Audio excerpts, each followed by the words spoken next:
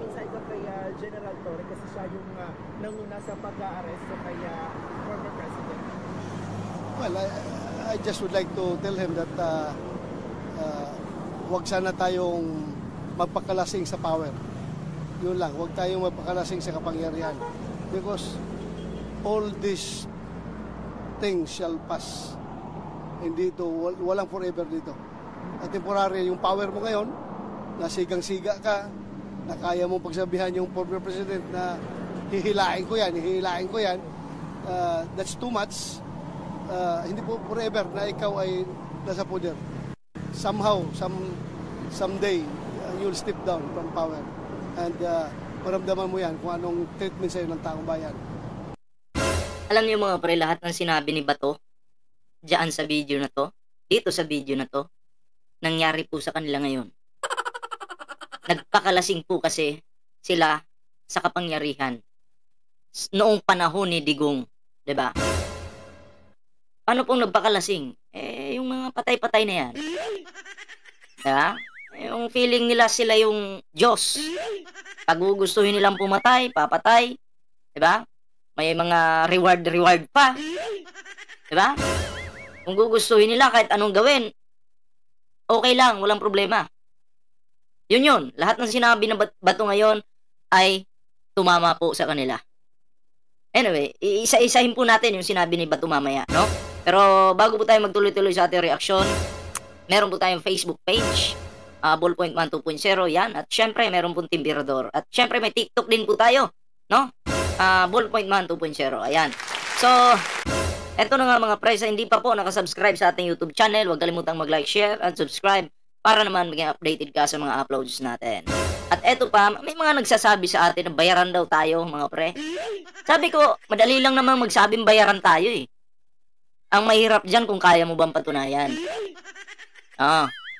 Kasi ang administrasyon kasi, may patunay na yung mga taga-kabila, mga company OVP, yung nagbabayad. Kasi may mga sobre po. Ano pa po noon eh, Tricom pa noon eh. 'Di ba? Doon po lumabas ang baho ni Sara Duterte. 'Di ba? So yun, bigyan po natin ng reaksyon tong kay Bato de la Rosa mga pre. Isa-isahin po natin. Yan. Yung banat niya dito kay Banat or pwede namang parinig, no?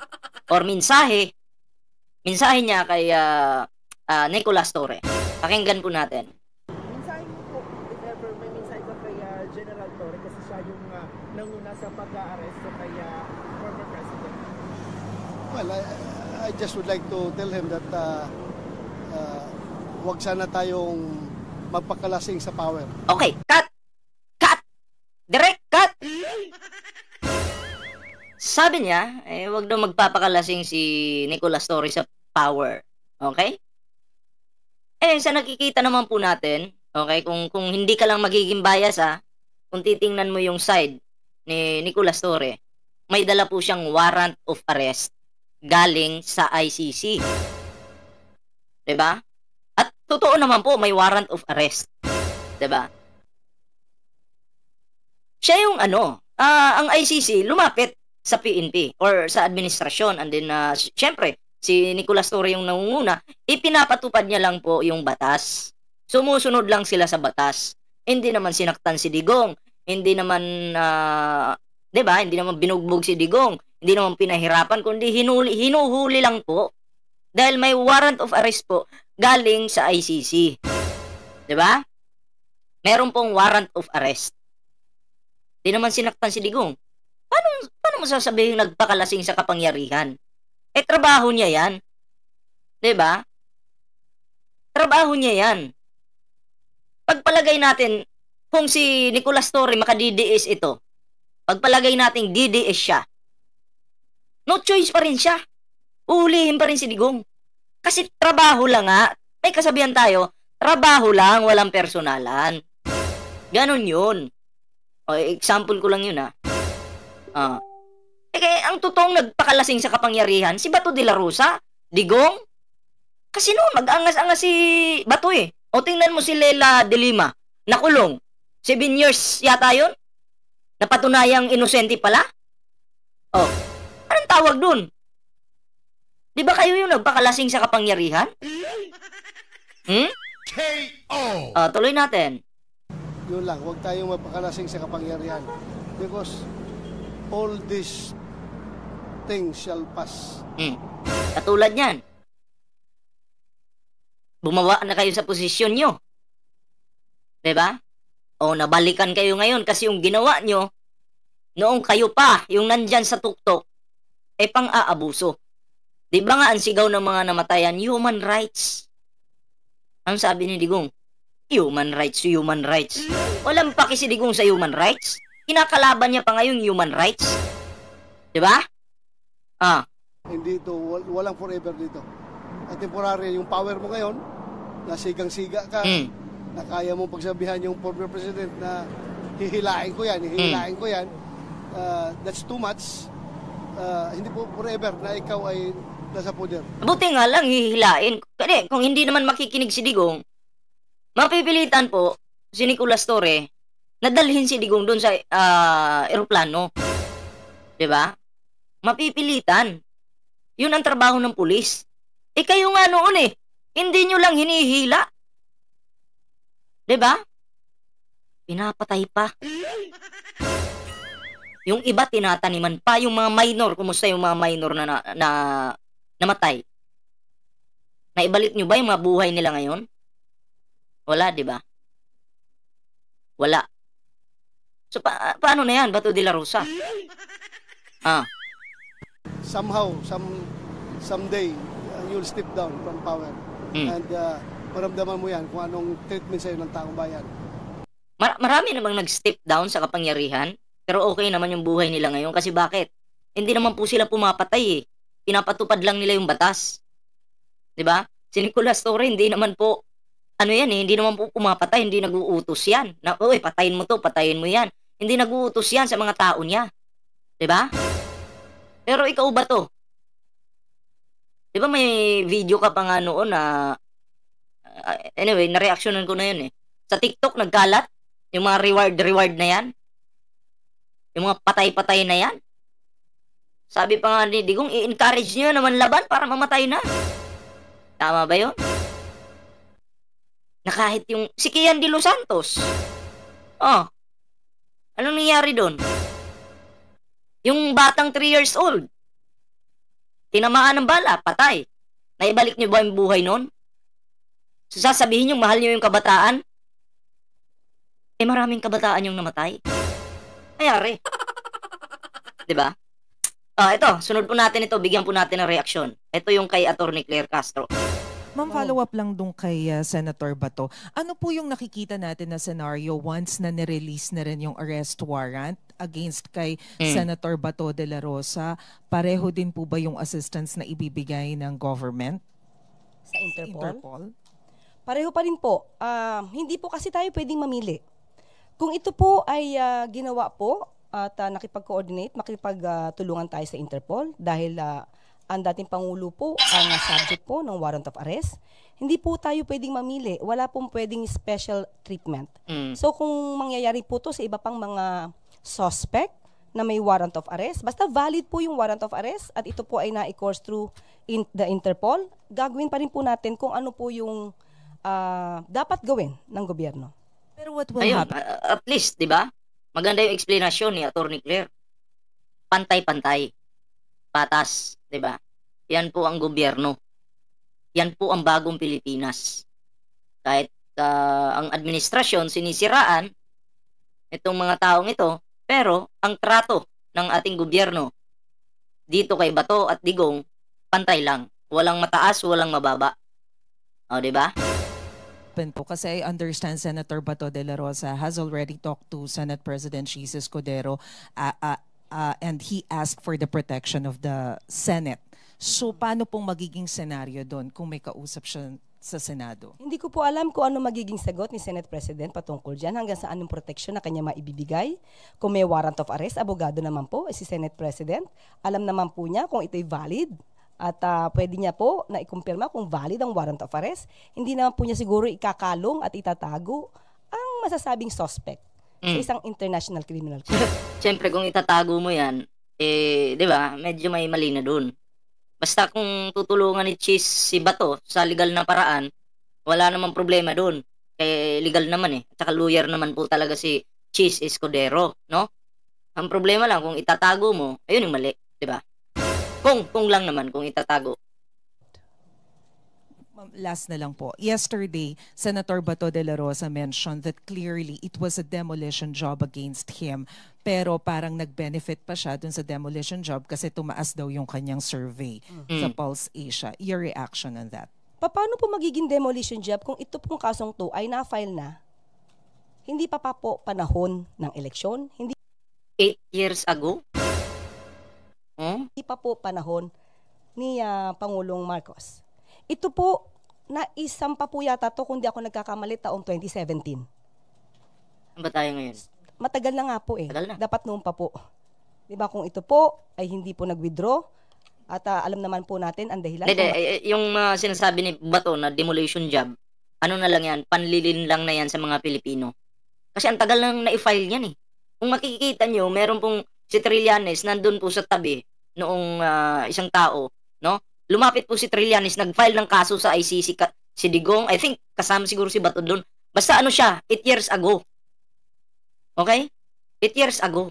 So paano magiging demolition job yan? Ang tagal nang naka-file niyan. Hindi lang naman ngayon. Tama nga naman si Atty. Claire. Hindi pa po presidente si Pangulong Bongbong Marcos niyan. Kaya ang tanong dito, paano po ito magiging demolition job? Bakit nag-withdraw ang dating Pangulong Duterte dito sa Rome Statute? Siguro po, pag-usapan din po natin yung mga di umanong biktima. Hindi puro dapat sa kanila lang nakatuon ang atensyon ng tao. Hindi napapansin sa ngayon ano ang naranasan ng mga biktima. Ano ang naranasan ng mga pamilya na naiwan ng kanilang mga kamag-anak na naging...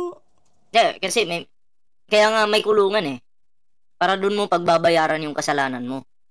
'Di ba?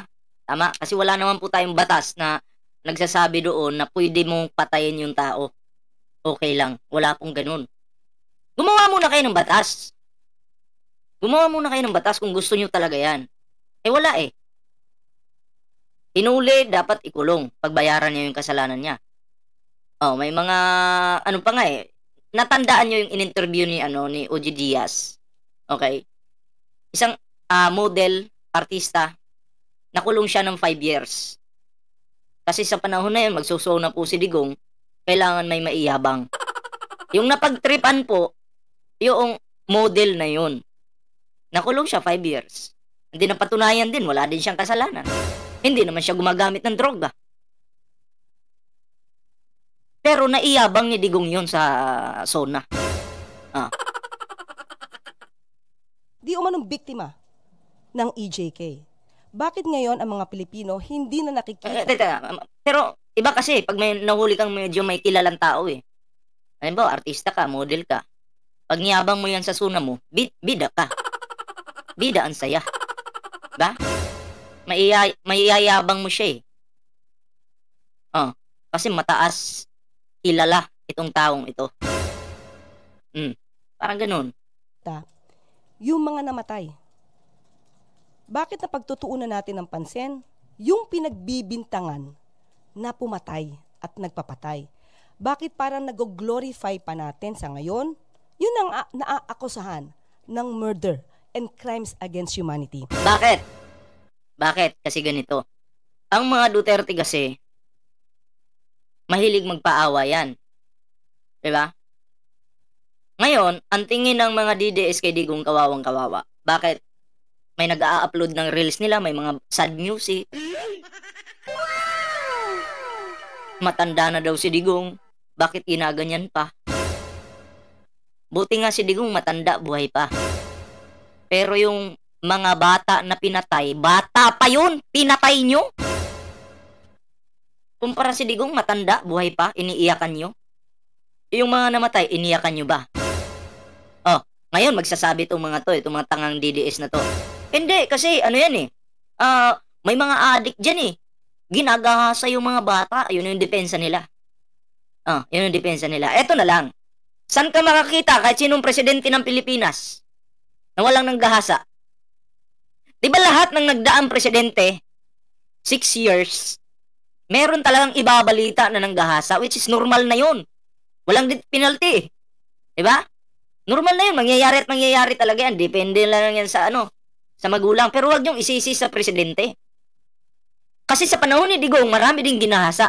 Yung isang nanay na naningil, okay? Naningil doon sa isang bahay ng pera. Tapos, pinusasan siya ng mga pulis. Pinubaran. Pati yung anak niyang nakadiaper pa, dinamay. Hindi naman po pinatay. Binastos lang. Ginahasa. 'Di ba? Tama ba yun? Bakit? Sa panahon ni Digong, wala bang nanggagahasa? Panahon ni Pinoy, panahon ni Digong, panahon ni Gloria, panahon ni PBBM, may issue po ng panggagahasa. Huwag niyong sabihin, walang nanggahasa sa panahon ni Digong. Baka mapahiya kayo. Diba? Baka mapahiya kayo. Mas matindi yung panahon ni Digong. Yung bata, nakadiaper pa. Diba? Pero binastos. Sana po ang taong bayan, buksan naman nila yung isip. Tingnan po nila, ano ang naramdaman ng mga tao, ng pamilya na naging biktima ng EJK. Sorry, how far are we from achieving justice for those victims? Doon po sa ICC? EJK. Ng EJK. Sa ngayon po, alam ko po may mga naka-pending po na complaints. Pero ayun nga po, kay SOJ Rimulya, yung mga complaints naman po, kung di ako nagkakamali, yung complaints po sa ICC, ay hindi naman po yan itatouch. So most probably, para hindi po magkaroon ng overlapping ng cases at para hindi masabi namin magkaroon ng double jeopardy in the future. So, tignan po natin at tatanungin ko po rin si SOJ patungkol sa mga pending cases patungkol po dyan. Kaugnay ito nung sinasabi ni Senator Bato that he feels betrayed to the max. Those were his words. Na nangyari po ito sa kabila ng pagsigurong personal sa kanya ng Pangulo na hindi siya gagalawin ng ICC. May lumutang din pong allegedly a letter to the Vice President Sara, assuring her of the same thing, that the government will not cooperate in any way, shape, or form with the ICC, and that the President will always protect the sovereignty of the country at all times. Is there such a letter? Wala po. Nag-meeting po kami kanina ni Pangulo, kasama po ako sa meeting kanina. Hindi po namin napag-usapan kung may letter. So, kung patungkol naman po kay Senator Bato, unang-una po, ulitin natin, hindi po tayo pwedeng magkaroon ng special treatment. Ang betrayal po sa isang tao, kung siya naman po ay naaakusahan, hindi po ito masasabing isang issue. Mas dapat po na ang Pangulo, ang gobyerno ay hindi nagbe-betray sa batas. Hindi siya nagbe-betray kung anong interes ng bansa. Hindi siya dapat nagbe-betray sa mga... Pag ikaw ay isa kang senador, vice president ka, wag mong tatraidorin yung batas. Yung gobyerno. Kasi nagtatrabaho ka rin sa gobyerno eh. Ang problema sa mga to, nagtatrabaho nga sa gobyerno, pero nagtatraidor. KO! Taong di umanong naging biktima ng EJK. Hindi po pwede na dahil lang po naging kakilala, nakasama po, kung kailangan managot, dapat managot. Sabi naman po nila, sila naman po ay walang kasalanan. Hindi po ba't napakabilis naman nilang madidepensahan ang kanilang sarili at mapapabilis siguro ang pagtapos ng proceeding sa ICC kung sila mismo ang magdidepensa sa kanilang sarili dahil wala silang kinalaman ayon sa kanila. Kung totoo naman talagang wala kayong kasalanan, hindi kayo matatakot. Dapat nga harapin nyo agad eh. 'Di ba? Harap na kayo agad para matapos na. Magkaalamanan na. Para mapatunayan mo sa mga Pilipino, eto, wala akong kasalanan. Eto, haharap ako ngayon. Ganun lang naman ka-basic eh. wala kang kasalanan. 'Di ba? Pero kung may kasalanan ka, eh mag-aalanganin ka talaga. Ang tawag po ni Senator Bato sa katwiran ng gobyerno that we are cooperating with the Interpol and not with the ICC ay flimsy. Because the President allowed it. That's why it happened. Ganun po ang kanilang katwiran, nakikitang katwiran. Maaasahan po talaga natin yan sa kanila. Dahil sila po yung naging concerned parties dito. Maaasahan po natin ang ganyan damdamin. Pero hindi po niya pwedeng diktahan kung ano po ang ikikilos ng administrasyon. Lalong-lalo na po kung ito naman po ay mayroong patungkol sa ating commitment sa Interpol. Okay, at least malinaw po Okay. And then kung ako kay Bato, wag na lang siyang mag-angas-angas pa, magpaparinig pa sa ating gobyerno na kesyo ganito ganyan. 'Di ba? I feel betrayed, 'di ba? Mga ganun.